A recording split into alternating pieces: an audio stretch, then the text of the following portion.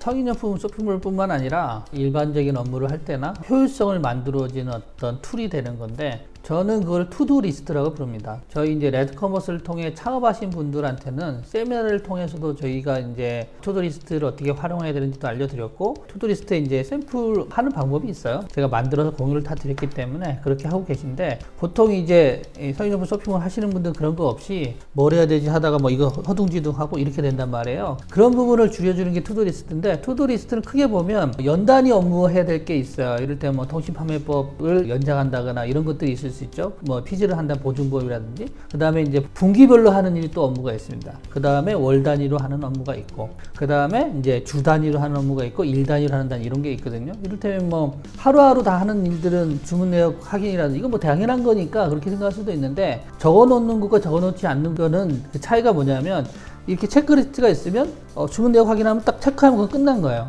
더 이상 생각할 필요가 없죠. 매일 하는 업무는 주로 이제 주문과 관련된 이런 것들이고, 그리고 이제 마케팅 플랜을 짜가지고 우리가 마케팅을 하게 되는데, 데일리하게 이렇게 할 필요는 없어요. 만약에 블로그를 운영한다고 치면 일주일에 한 2번 정도 포스트를 올리거나 이런 필요가 있고, 2번 포스트를 올리기 위해서는 소재나 이런 거를 짜는 시간이 좀 필요하고, 그러면 화요일 날은 어떤 소재나 컨텐츠 레이아웃 잡고 이런 걸 하고, 그 다음에 목요일 날 발행하고, 그 다음에 월요일 날 발행한다든지 뭐 이런 식으로 짜여져 있는 거예요. 요일별로. 다른 채널 같은 건 또 다른 그 특성에 맞게 일주일에 한 번이 될 수도 있는 거고요. 그리고 주요하게 이제 위클리로 해야 되는 업무는 마케팅이나 매출이나 이런 분석하는 타입이 한 번 있습니다.